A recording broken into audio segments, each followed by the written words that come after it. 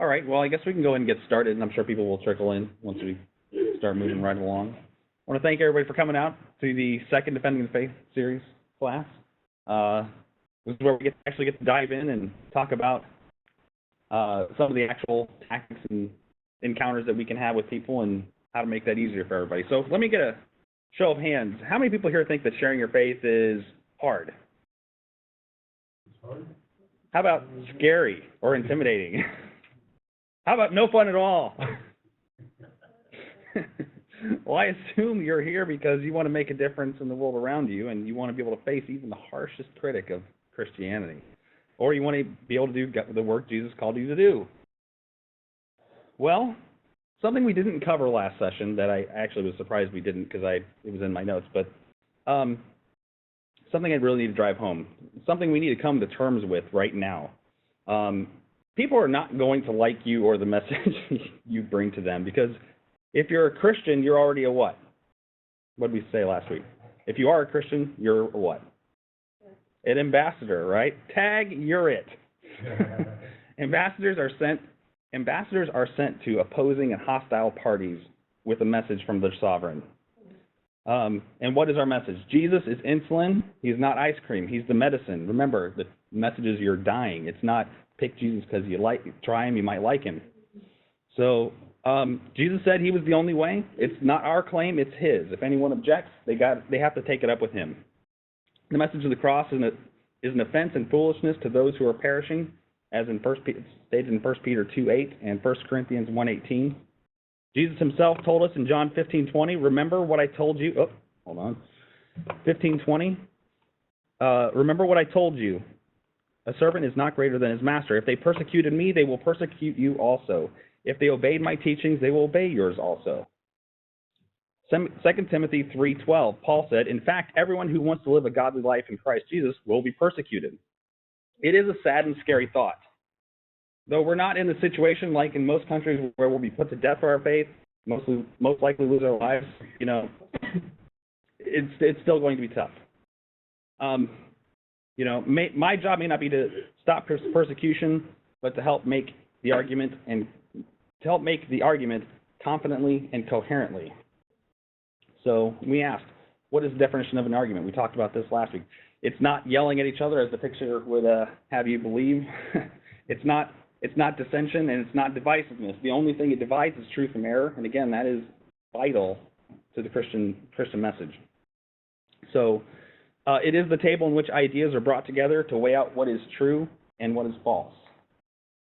So we also covered what the characteristics of the ambassador were. First one was knowledge. We have to know the message we're trying to communicate. Remember, we find that in the Bible. We also need to know the people to whom our message is sent, and the opposing theories that set themselves up against the true knowledge of God.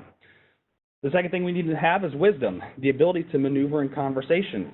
We need to make the message coherent, specializing it to each individual as the need arises.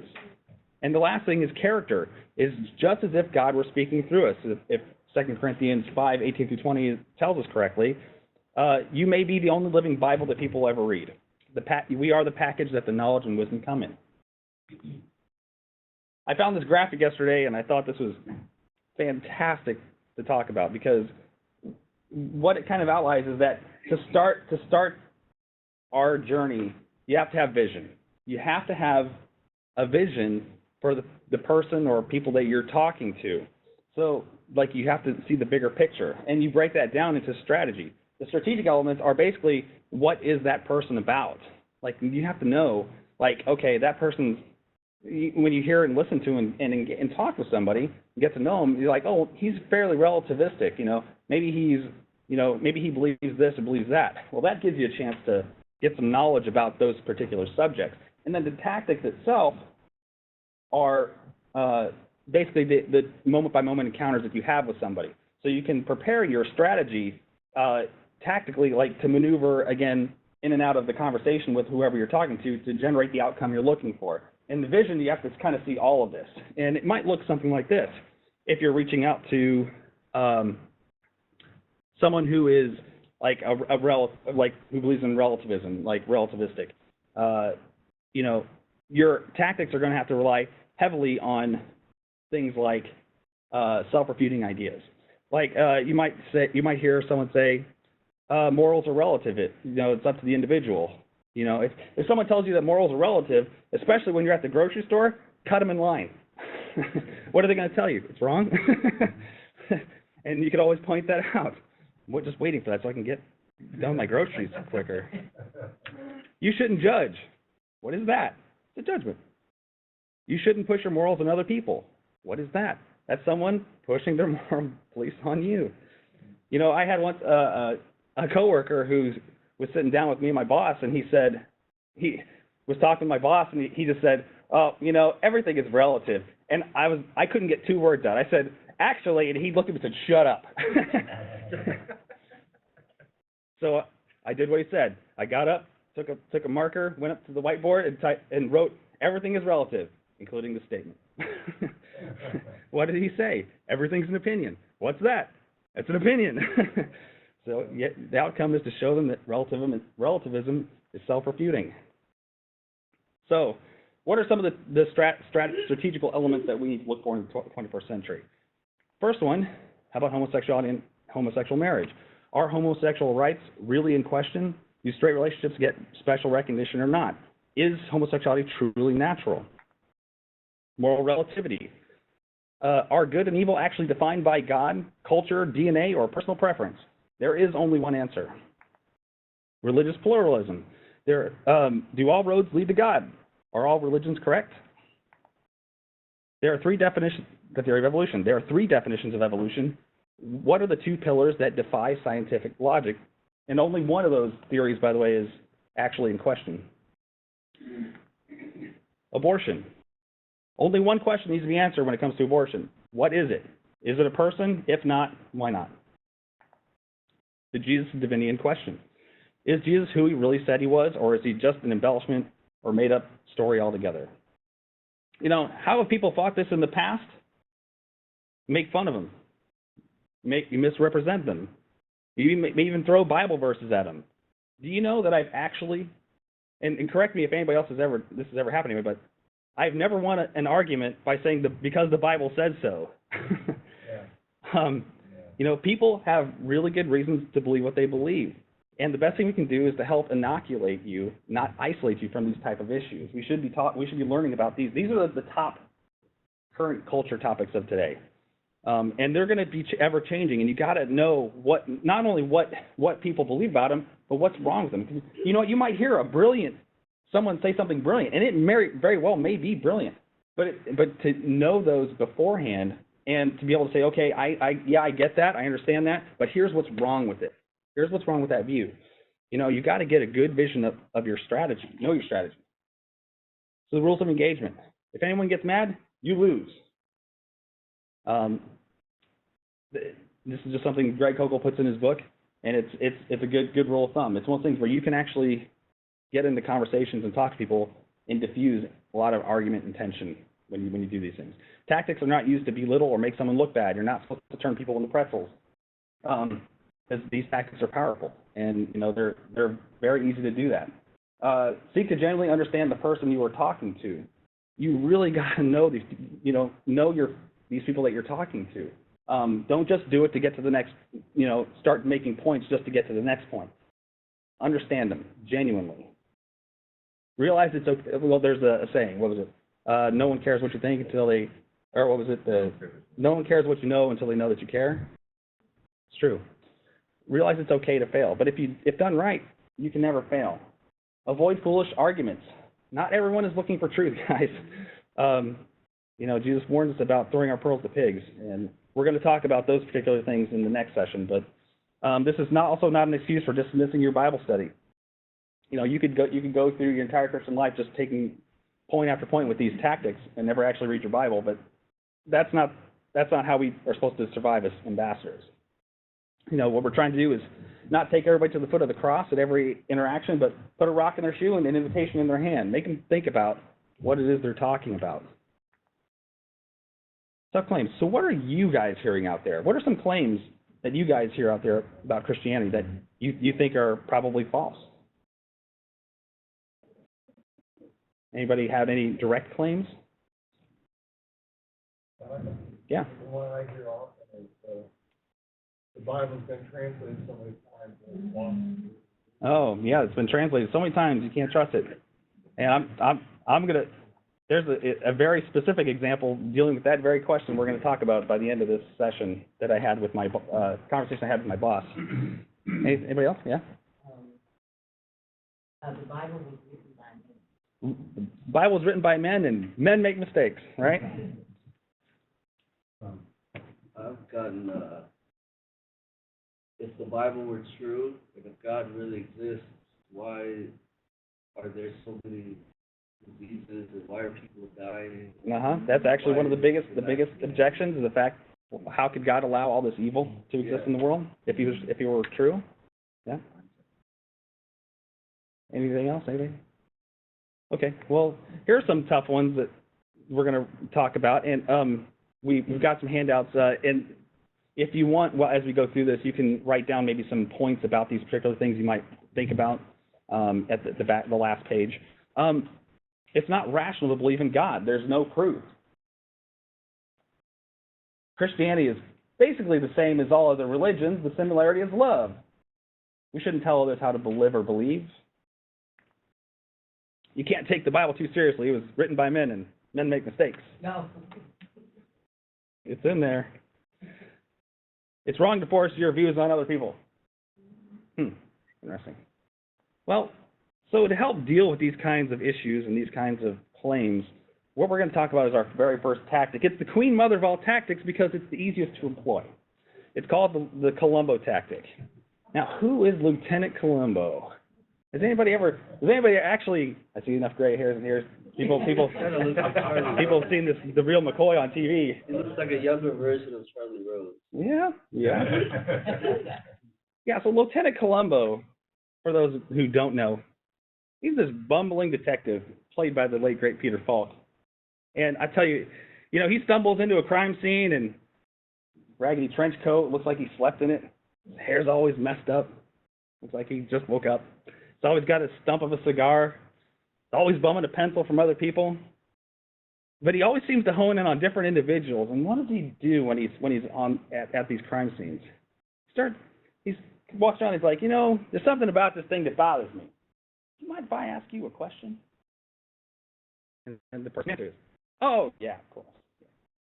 Oh, and can I ask you something else? And he asks another question. Oh, and just one more thing. He questions the person to death. But the thing is, people underestimate Lieutenant Colombo because of the affect that he gives off. And he ends up and the person he's talking to every time ends up implicating themselves in their answers. So here's the key to the Colombo Tactic. It is the Christian goes in the offensive in a disarming way with carefully selected questions to productively advance the conversation. We let the person talk, and we wait for the error in their view. People often put themselves in a corner, and Colombo will oftentimes, say something. People will catch on to Colombo's little question game where he's being annoying. He's like, I know, I'm being a pain. No, I am. I'm asking all these questions, but I can't help myself. It's a habit, and it ought to be a habit for you. So there are three specific uses of the Colombo Tactic. One is to gather information and stay out of the hot seat. The second is reversing the burden of proof. And the third one is to exploit a weakness or a flaw in a point of view. And we take each one of these one at a time. And the first thing we ask is, we try to go and gather information. And we do that by asking the simple question, what do you mean by that? If delivered in a mild, generally inquisitive fashion, imagine if you were stumbling into a conversation and someone was saying something and, you come in halfway through, you're not going to immediately start jumping into conclusions about what to talk about. You're going to ask, what are you guys talking about? Or what do you mean by that? And again, you want to ask these questions genuinely. You want to ask, what do you mean by that genuinely? And you want to listen to the answers. What you're doing is it's a request for clarity or for more information. And let's be honest, some challenges people make are vague. asking questions buys you time for preparation. Remember, we're trying to get to that moment, right? We were talking about the Lancelot video where you got to wait for that moment, whether you win or lose, and you got to know how to wait for it, right? That's what we're trying to get to, is that moment. People give answers frivolously. A lot of people have never given a second thought to something that they've just uttered out. So when you hear things like, oh, the Bible's been translated so many times you can't trust it. Like, a lot of times that's just something someone has heard, and they don't understand what they're talking about. So, and when you're asking what do you mean by that, you're asking for context. You want to uncover valuable information to know what the person thinks and know how to proceed, because you don't know how to proceed unless you ask that first question and get more information. What you don't want to do is commit the straw man fallacy, brilliantly defeating a view that someone does not hold. That actually puts you in a very bad position. So when someone says something, you don't want to immediately just go boom, boom, boom, right into an argument with them, because maybe that's not what they actually believe. And you don't want to look foolish when stuff like that happens. If you get stuck, ask another question. Again, you're trying to buy time, right? And what it does is it keeps you in the driver's seat when you ask the question, because the burden is not on you, it's on them. They're the ones who are talking. So someone might say, I don't believe in God. What do you mean by God? Well, you might know what they mean by God, but you're giving them a chance to clarify with that statement. If they say, oh, I don't believe in an old man sitting on a throne circling the earth, and no one believes that. Or I don't believe that either. And opens up conversation. Reincarnation was taken out of the Bible. Really, how was it taken out of the Bible? All religions are basically the same. Really, how are they basically the same? You see how that's just a variation on what do you mean by that? When they make this claim, what are they doing? They're throwing the ball to us, right? Where's my mouse? There it is. They're throwing the ball to us. And what they're expecting us to do is take that ball and defend their claim. We need to stop doing that. Colombo keeps the ball in their court and keeps you in control of the conversation. It's not a situation that follows that in our workplaces and classrooms and such, you can talk about the most intimate details of your sex life, but as soon as you start talking about religion, maybe not even religion, but Christianity in general, you're bigoted, mean-spirited, and ought to be focused on your work and not talking. A good way to get around this is to never state your point of view. Use of the Colombo Tactic, by using the Colombo Tactic, you can do that. Because what it does is it gets the other person talking and not you. You never actually have to state what you believe. So you bear no burden of proof. You know, when I try to make a clever thing to refute people's, it's like I'll usually follow up with, oh, what do I know? I'm a computer janitor. You know, like, what do I know? You know, trying to be coy like Lieutenant Colombo. So Eric's going to go ahead and talk about the second point. So the second point, the second Colombo tactic, is reversing the burden of proof, and it's really asking, again, another simple question is, how did you come to that conclusion? The first question, you know, what do you mean by that, asks obviously the question, what? And then this question actually asks why. Why do you believe that? And you really want to let people talk and explain their points, because, you know, as a rule, he who makes the claim bears the burden of proof. And really what you're trying to do is to let them make the claim or answer for their claim, and just because they pass that ball, that claim to you and expect you to answer for it, don't take the bait, don't do that. Make it back to them. How did you come to that conclusion? You know, what do you mean by that? And start letting them talk. And you ever heard, you know, was it Rush Limbaugh said, if you give someone enough rope, eventually they'll hang themselves with it? Like, same kind of logic. But this is something to remember too, because a lot of times we get trapped in that. It's so easy when someone makes a claim about Christianity and they're like, oh, Christians are this, or oh, you know, you have to believe that because you're a Christian. Like, they throw that to us and we just instantly want to just jump on it and start throwing facts at them and answer for that. It can be kind of hard if you're that type of person to stop and let them talk. Give them the floor, so to speak, to answer these questions. This is a roof on the ground. There's no walls. So sometimes it's sort of like this. I thought this was a good analogy. Actually, when I was looking for this image, I typed in like roof with no walls, and this is what came up. But a lot of times people, when they make a claim, really it's sort of like they have what they believe, which is the roof, and all you're asking for is them to put walls underneath it to see if it stands.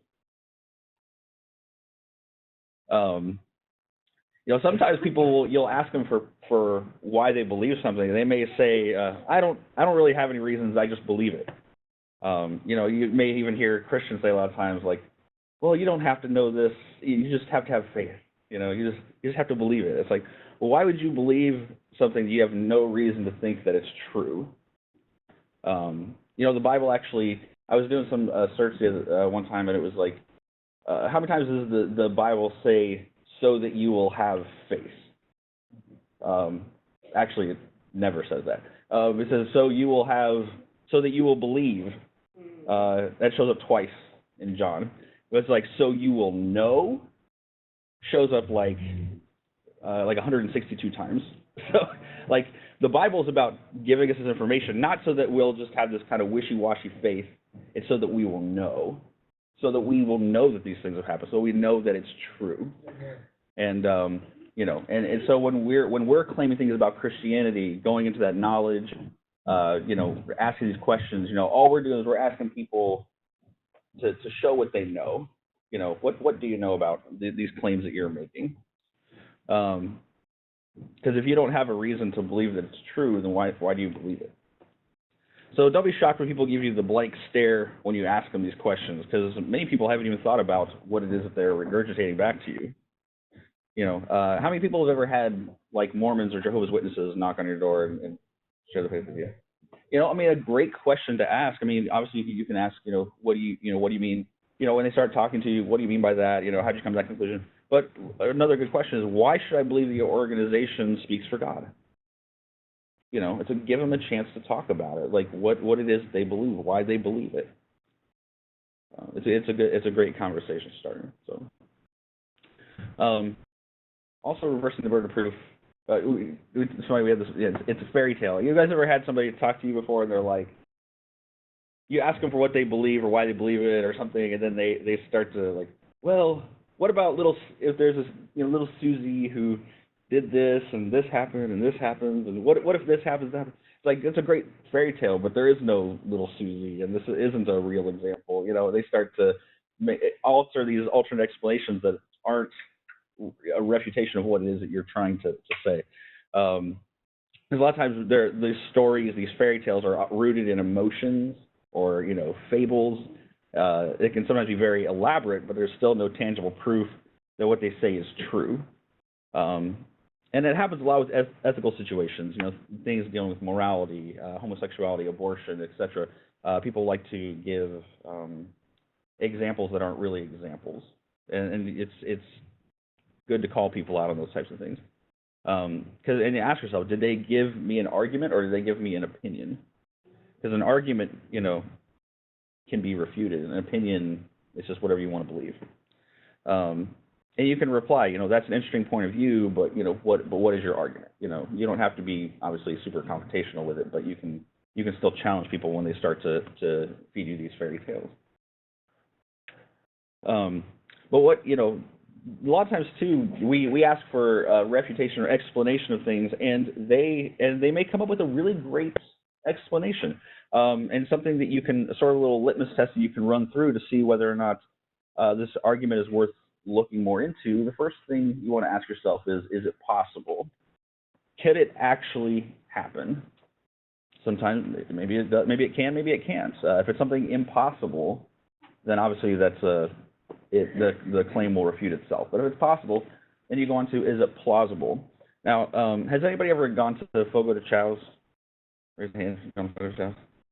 Okay, if you've never been to Fogo de Chao's, I'm just going to tell you, it's the happiest place on earth if you're a meat lover. It's right off Washington Street because I've contemplated eating there, walking right out into open traffic because it's just not going to get any better than that.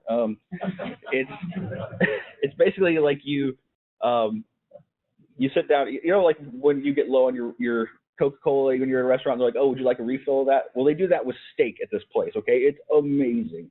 It's expensive, but it's amazing. And I'm very much a meativore, so that's why I love going there. But if I told you that I went to Fogo de Chão's and all I did was just eat the salad, is that plausible? No, it's not. I will tell you, no, it is not. So there's that. And then lastly, you want to go to, is it probable? What is the likelihood that it would actually happen? Have you guys ever heard the people say like, oh, well, given enough time, a monkey banging on a keyboard can eventually type out the works of Hamlet? Well, that's great, but we have Hamlet. We know that it wasn't banged out by a bunch of monkeys. It's still not, it's not very probable that something like that would happen. So a lot of times too, you just have to look at, like I said, the probability that something like that would actually happen. Because sometimes people will give you an excuse, or they'll give you an opinion that just isn't likely to happen. But what happens when someone reverses the hot seat and they decide to put us, they catch us on notice, right? And this is called the professor's ploy. And talking specifically more about something that might happen at a college level, because what we're trying to tell you here, as far as like the Colombo Tactics and things like that, this isn't unknown to even professors in college. These are points of arguments that people have been studying out for years, and some professors are aware of things like this, and so a lot of times someone may try to turn the tables and put you back in the hot seat. And so if you were sitting in class, for example, and a professor makes the claim that out of the blue, which I've actually had happen before, is where they might be teaching something else and they just throw a religious argument in for no reason. Maybe they say like, the Bible's just a bunch of fairy tales, or they, so you can go into your Colombo Tactics to ask them what they mean by that. You can ask them, what do you mean? Can you give us a little more detail about like which fairy tale you're talking about? Do you think nothing in the Bible has any historical value? Is everything in the book just a fanciful invention of some sort? Or you can, you can ask, how did you come to that conclusion? What was it that convinced him or her to not take the Bible seriously?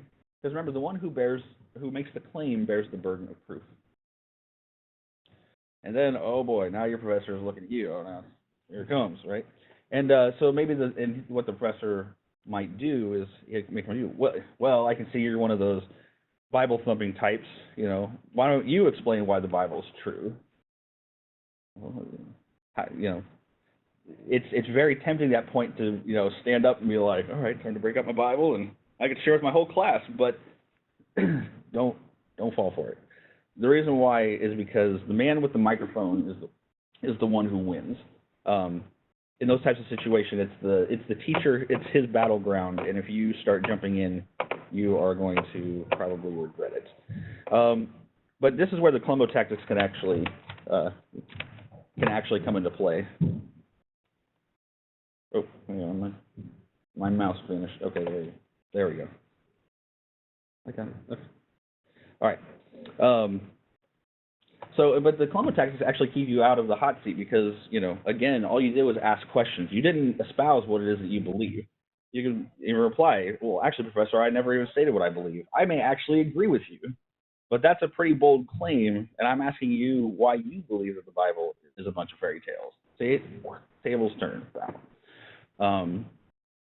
Because sometimes we have people who turn on us with questions that aren't necessarily questions. Like, who are you to say blah, blah, blah, blah? Or, what gives you the rights? There's really there's no like correct answer in those cases. Or nothing you give them is going to get, what gives you the rights? Well, the Bill of Rights. Or, who are you to say, well, here's my driver's license. I mean, it's you can still use the Colombo Tactics to keep the argument going and keep you out of the hot seat. Start asking people like, well, what do you mean by that? Who are you to ask? And these types of arguments are arguments of postmodern thinking. Ideas like, for example, if someone were to say, prove that you exist. If you made the claim that you exist, then you would bear the burden of proof. But you don't have to prove something that is self-evident. There's a Descartes who said, I think, therefore I am. But other areas you don't have to prove, is that when you're dealing with things of experience or reliability of your senses, touching a hot stove, for example, is obviously a bad idea based on experience.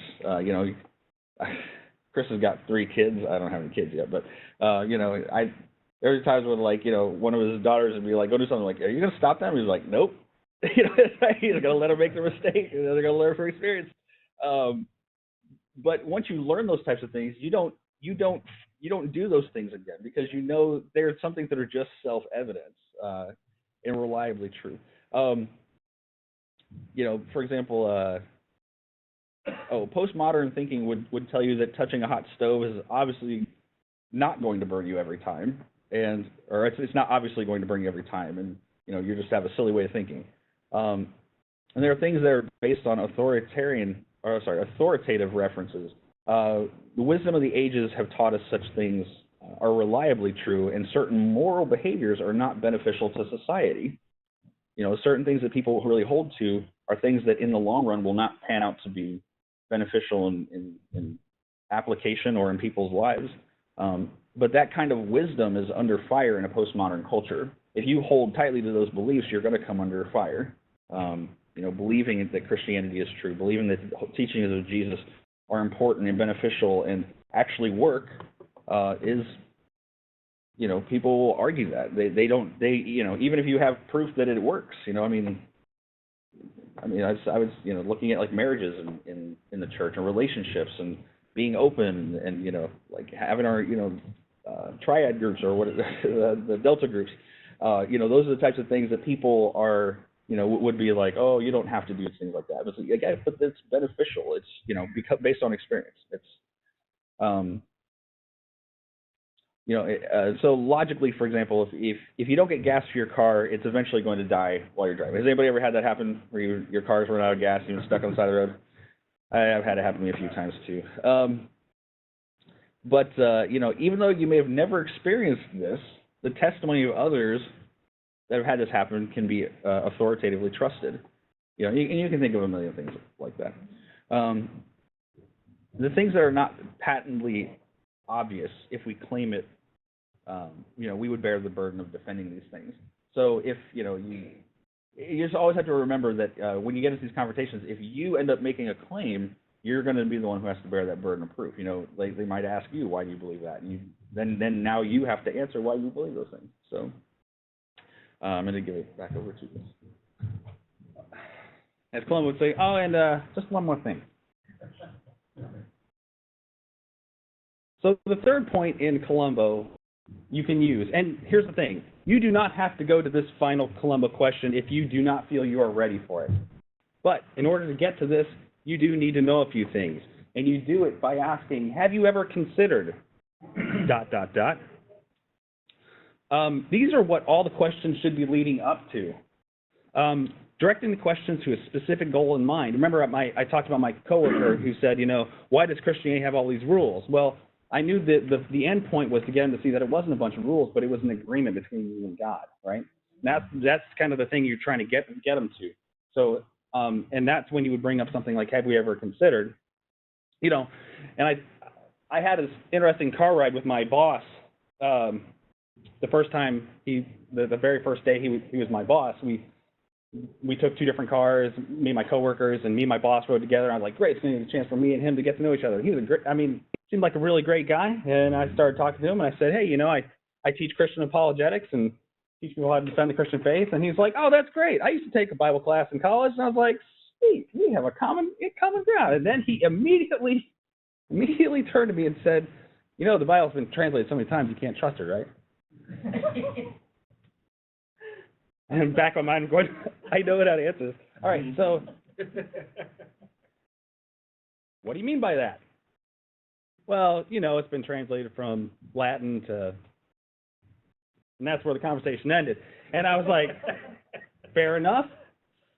I'm going to graciously assume that he's come to this conclusion. How did you come to that conclusion? Well, it's been translated from Latin to,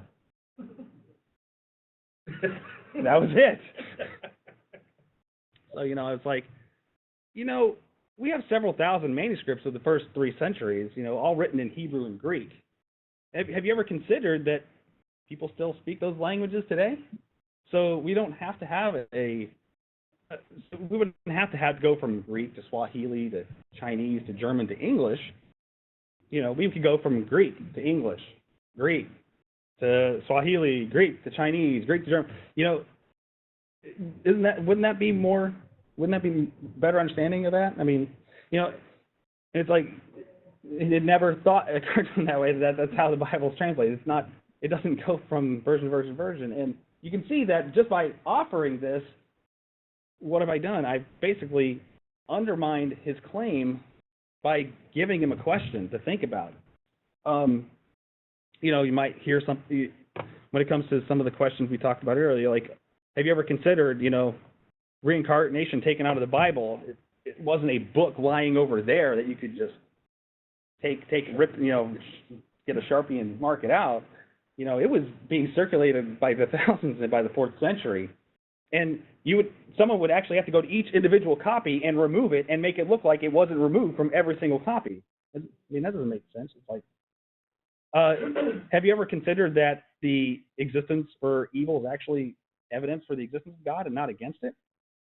Have you ever considered that the lack of evidence for abiogenesis, life from non-life, life from inanimate matter, might be a problem for the general theory of evolution? Have you ever considered if the Bible were merely written by men, it would be very hard to account for fulfilled prophecies? Have you ever considered the odd situation that follows that if homosexuality is truly natural, then nature gave the homosexual a sexual apparatus that they can never use for its intended purposes, for having babies? Doesn't that strike anyone as odd? Have you ever considered that if Jesus was wrong about his self-reputed claim that he was the unique means of salvation, it would be difficult to call him a good man, prophet, or a wise religious teacher? All these questions are meant to exploit a weakness in a claim so that they can abandon their view for a better one. Though this is not a direct attack on the view, it is a question that undermines the claim entirely. Both views could not exist on the table of ideas. That's what we're trying to get at. So we talked about getting out of the hot seat. What is that? That's when someone's barreling down on you with question after question. Maybe they're bringing up things you've never heard before. Maybe you haven't the foggiest idea how to proceed. Like, has anybody ever been in this situation where someone just boom, boom, boom coming at you? And we'll teach you how to deal with steamrollers. But, maybe you don't have enough information to go any further. This is what you can do to stop the harshest critic of Christianity when he comes barreling down on you. You ask, stop him, like, hey, hold on a second. Hey, why don't you tell me what you believe and why you believe it? And then let me go think about it. Is there anybody here who can't do that? I mean, seriously, this is a great way to diffuse, like I said, just someone coming down on you. It's just like, whoa, hold on a second. Use hand gestures if you need to. Like, you're making great points. Let me write this down and write this down. Write it down. Okay, yep. Okay, that's interesting. So why do you believe that? Okay, yep, I got it. Beat me up slowly and thoroughly. I want to get this right. And then come back at your leisure. You can do this. And like I said, it takes all the pressure off of you because you can go from there. Like, what do you do after that? You don't have to do anything after that. That's part of the agreement. Let me go back and think about it. And, maybe brush up on something they've said. Learn about it. Ask some people about it. Then come back at your leisure and talk about it. You can use, and honestly, you can use these tactics even on other ambassadors. Like if a Christian you're talking to another Christian, and maybe they've got some things like, coming at you, not even necessarily like harsh things, but to understand someone else's point of view. This is a great 2 steps to follow. Like if someone's really struggling with something, tell me what you're going through and what are you thinking about this kind of thing. So, this is a great way to just, because some people may have differing opinions than you, even in the church, and this is a good way to help relieve, stop the stress of having to deal with even other ambassadors. So you can use this when someone's using the Colombo tactic on you. So what if you don't know what the questions to ask next? Guess what? You don't have to go any further. You do what you can with the skills you have and opportunities that arise, but you can let the rest go. Not every encounter needs to take someone to the foot of the cross, right? What are we trying to do? Put a stone in their shoe. Take it as a learning experience and be better prepared for next time. So now what we're going to do is we're going to listen to an audio clip from the man himself, Greg Kokel, the guy who created the tactics book, about how he properly utilized the Colombo tactic in an encounter he had with the waitress, and it is fantastic. So let me reposition this so I can get a good recording of it. Let me end this segment by talking to you about by sharing with you a conversation that I had at a Ligonier conference with a waitress who was in a restaurant just outside the conference area. And you know how they have these big conferences and all these people have these big theological tomes and stuff, and they're chattering away about theology and the like around dinner. And of course, the waiters and waitresses are picking up on this. So I thought, well, this would be a good pretext, in a sense, for a conversation with this waitress about Christianity, if she bites, as it were. I mean, I'm a fisherman, so I throw out a little bait, and I see if I get a nibble, and if I get a nibble, I throw out a little bait with a big hook in it, and that kind of thing. So I'm just fishing a little bit here. And as it turned out, she was, noticed that there were theological types around, and this conversation was happening, and she was very approving of it. She was smiling, and, oh yeah, it's a great thing, religion, and oh, that's really neat, and very approving. But I thought, I didn't have a sense that she was a follower of Christ. My sense was that she was a pluralist type person. Religion is cool. All religion is cool. As long as you don't think your religion's better than anybody else's, you're fine. Well, obviously, my views and her views were very different, and I didn't want her to think that I believed the way she did. So I thought I'd try one more shot. If this didn't really go anywhere, then I would just abandon the chase here. And I said, really, the reason that I like to go to these conferences, I really like to learn, because it turns out that when it comes to spiritual things, what people in religion, a lot of people believe a lot of foolish things. Wow, that changed things. The smile gone from her face. The sunshine gone. Here's a cloud hanging over my table. Her brows are furrowed. She bends over and she says, "That's oppressive." And then she adds, "Not letting people believe the way they want to believe." Now notice, and just a side tip, just the fact that I said that some religious views were foolish, I didn't even say which ones, she took as a violation of her personal liberty. This is a very standard response. But she had just gotten herself into a big mess. She didn't realize it. She was about to. I just asked her a simple question. Colombo Tactic. Am I wrong? Now what? Now she can't say I'm wrong, can she? Because her objection is, I'm saying other people are wrong. You see the bind that she's got herself into? So she says, oh no, I don't think you're wrong. I'm just trying to understand you. I promise, that's what you... And I chuckled like you did. I said, oh, come on. You disagree with me. You think I'm mistaken here. It doesn't bother me. I'm not offended. But if you disagree, why don't you just say it? If you think I'm wrong, why don't you just say it? If you don't think I'm wrong, then why are you correcting me? And if you do think I'm wrong, then why are you oppressing me? Okay, now I'd asked a question, right? And I was waiting for her response. She ignored my question, paused to regroup a little bit, and then said, well, all religions are basically the same after all. Now, did she answer my question? No, she ignored it. But what had she just done? She'd made a claim, and the person who makes the claim bears the burden. So what do you think I did? I asked a question. She said, well, all religions are basically the same after all. Oh, really? In what way?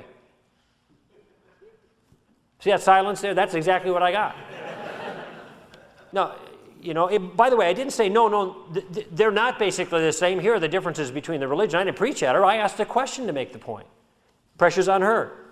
I used the Colombo tactic, and my question had a remarkable effect. Her jaw fell slack, her eyes went blank. She didn't know what to say. Because she had made this claim that she had never thought about before. It had been fine to stonewall other Christians, and it wasn't working now, and she didn't know what to do. I was asking for more information. What do you mean by that is basically the question I was asking, and she was lost. She'd gotten away with it so many times before, she wasn't prepared to answer or defend her own challenge.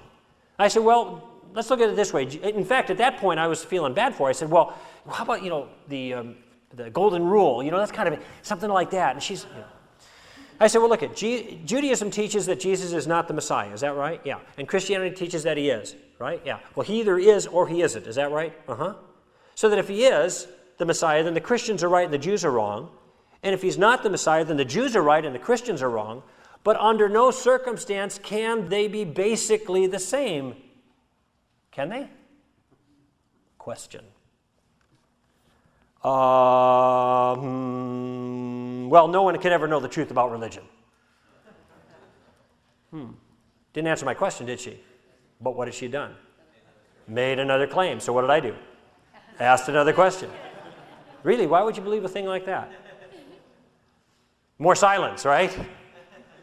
Finally, she said, well, the Bible's been changed and translated so many times over the centuries you can't trust it. What was that? Another claim. What did I do? Asked another question. Gee, where'd you study textual criticism? Huh? What's that? Well, that's, apparently you know something about. Well, she didn't know anything about that. She was repeating what she had heard other people say. Finally, and I'm telling her, look, there's some people over there that need some coffee. You want to take a break? Or that's okay. I don't want to monopolize your time. But, she was like, all right, I'm not going to let this guy get away from me. As a smart aleck, whatever. She's hung in there. And then finally, after these questions, she was wilting, and she said, well, you know what? I think you're trying to back me into a corner.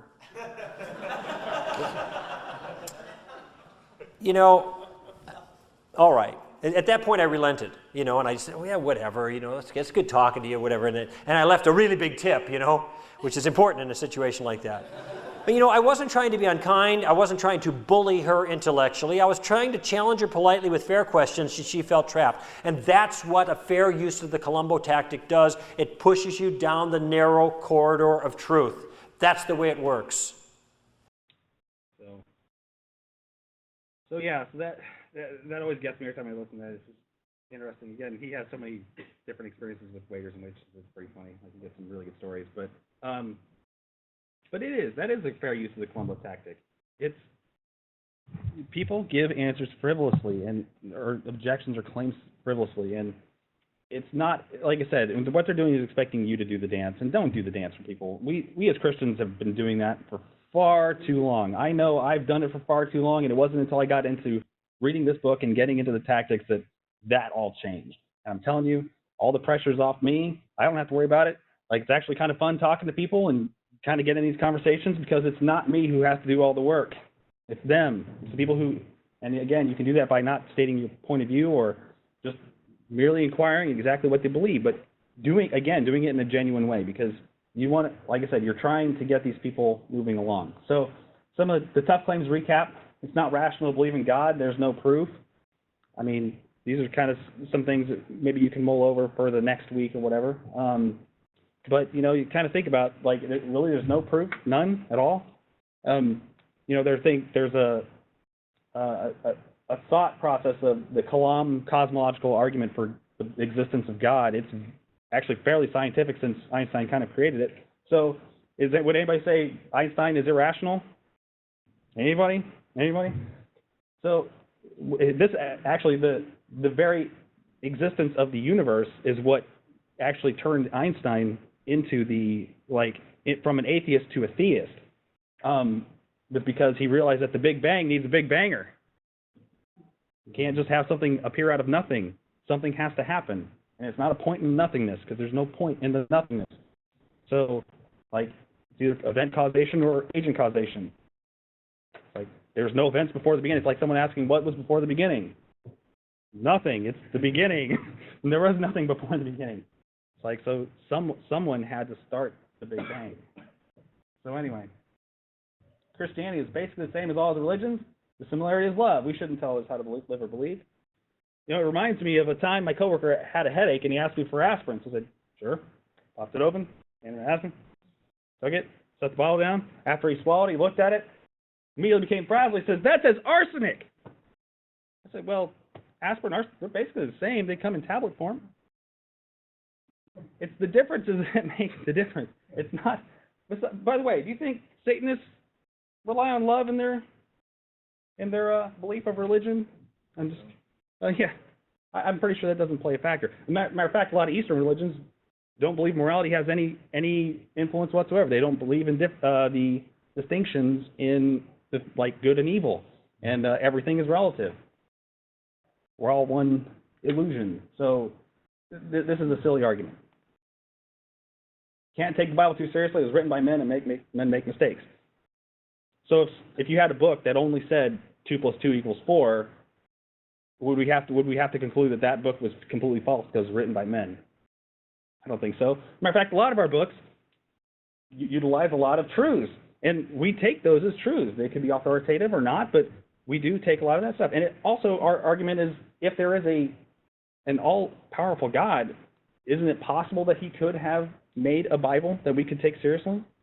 You know, something that wouldn't be mistake written? I mean, and most of the time people have never actually read the Bible. So, and that's one of the things, a great question, really. How many times have you been through the Bible? It'd be a great Colombo question. It's wrong for you to force your views on other people. That claim in itself is a suicidal tactic, because it's wrong to force your views on other people. If that's someone's morality or view, then why are they pushing it on you? Again, it's self-refuting. It's one of those things. So, again, it's kind of one of those things where you just take a step back and look at the claim that's being made, come to a conclusion on it, and then, again, when you ask questions, think about where you're trying to lead them for these kinds of things. And, again, you might not know about the Colombo cosmological argument for God, but, you know, that's the end goal here. We're not talking about you have to be there now or you have to do this, like, by next week, you know. But, by the way, you have to be there by next week. No. Again, this is the goal. You're going to want to learn these things. Again, the strategies, those 6 topics that we showed before, those are the kinds of things that you're going to want to look into, those things to get very familiar with. Know their argument better than they know it, those kinds of things. So that way you can help them out and see the fault in their logic. 3 things to remember. Anticipate. Think of the scenarios you might encounter beforehand. Remember, we talked about the vision, overseeing, you know, the strategy. Think about those kinds of scenarios. And role-play them with yourself if you have to. Reflect. You know, when you do get in these encounters, reflect on it. How did I do? Or how might I do? How could I have done that better? How could I have said that better? And, you know, you can do that. You know, after every encounter, you're always going to be thinking like this. You'll be driving the car and like, how could I, you know? Or, you know what, actually, the interesting thing with practice, putting tactics to use. It's the only way to gain the confidence to use them. Listening to the radio, watching TV, great places to practice, because you're going to hear claims all the time. Switch to any one of the news networks, I guarantee it. So you'll be able to get a chance to see what people are thinking, and then be like, okay, what could I ask there? Or how could I, like, what is the viewpoint actually being made? And, you know, that's sincerely the great way to practice. As a matter of fact, on our 4th week, that's exactly what we're going to do, is we're going to look at news articles and different things, like actual scenarios where people have made claims, and we're going to see, okay, what's wrong with this? And how would I approach this if we were going to actually talk with people? And I'm telling you, it's phenomenal. It's probably one of the most fun things we can do in this class. And I can't wait till the 4th week. It's going to be fun. But again, it'll really get our minds going, like, oh yeah, I could see how we could use that tactic or that tactic. It's pretty fun. So, and remember that the goal of this is to remember, we're trying to not get people from here to here in an encounter. We're trying to move them up that line with every encounter, maybe getting them closer and closer. Because as God sees it, this is good, and that is all. It's one of the things that you have to make here. This is where we're trying to get people when we get them baptized and studying the Bible. So, all right. Yes. I just had a quick question. Yep. I don't know if we're probably going to get into probably work tactics at some point. But Yep. I did have a question. How balancing work and religion? Mm-hmm. Because I work in social services, and it's kind of awkward because I have this 18-year-old juvenile girl I'm working with, and her parents are apostolic. They're really, really religious. Okay. But she's like the one that just got away, as they say. She's the one that, she's a fighter. She's been raped before. Like, she just has a lot of issues. Yeah. But when I speak with her and I spend time with her, she'll say things to me like, well, my parents told me God doesn't love me because of my behavior. Mm-hmm. Just things like that. And my job prevents me from exploring that realm with her. And she asks me so many questions, like, well, what does God think of this? And what does God think of that? And is God happy with me? You know, things like that. And all I can tell her is God loves you, you know, from my opinion, but it's a dicey area. Right. And I get that all the time because I work in the field and I work with clients that have lost their children or about to lose their children in child protection services. So my job is to help them try and get them back. So I get tons of these questions all the time or things like that. So I guess my question is, how would I help her? I guess thinking of what does God expect from me with her in that situation? Like going directly, she's even asked me to bring her to church. And I'm like, oh, I'll ask my supervisor about it and they say, absolutely can't bring them to church. It's an They say you ethical can't? violation. They said you cannot bring her to church? They said I cannot bring her to church because she could say I tried to persuade her to a specific religion and it caused the agency to sue. That is a very difficult situation. Yeah. Can you can't even refer her to come to the church? Like if she has her own right, or I could. I guess I could do that. so you could probably say maybe you could pull in another brother or sister who can sort of cross those lines. Yeah. That your work sort of it's very difficult because if you've got your hands tied with, your job to do that, I'm just relying on that. that's difficult because it's kind of like you're in a situation that Right. you either have to make a decision, you do or you don't. Yeah. Again, it's kind of those things too. It's kind of funny because, I used to deal with my coworkers constantly on stuff like this, constantly. And it got to the point, like, I changed jobs within the past year, and I'm now in an environment where everybody's religiously tolerant and nobody really steps on anybody's foot. And I'm actually missing the times I actually got into it because it kept me sharp, it kept me thinking. It's like now I feel kind of dull. Like it's like, man, no one's going to challenge me on anything. No one's like, as a matter of fact, whatever I say, people just take as fact. They're like, man, this is too easy. But one thing I will say, God definitely has my back. He's protecting me. There have been times where I just couldn't have waited. Like I had a client that she came to me and she just found out she was HIV positive. She was going through a lot of emotional turmoil, and she was just asking me about church, and she just didn't believe that God could love her past her sins. And I just pulled her outside. I said, I have to talk to you. Like, I can't. So I gave her the information. I told her, I read a scripture what God thinks of her and how much he loves her, and things like that. And I left it to God. But God does sometimes protect me, but then I get in my own way, and I'm like, I don't want to get sued.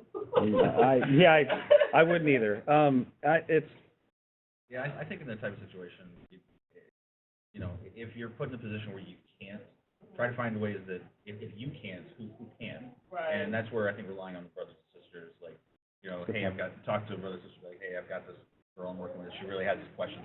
Here's her number. Can you call her? That type of thing. And then that way, all you do is give, Right. Yeah. I sure will. Well, I want to see her after church today, ironically. Well, there you go. And we'd be more than willing to happy to talk to anybody after class if they have any more questions, whatever. It is getting to be about that time.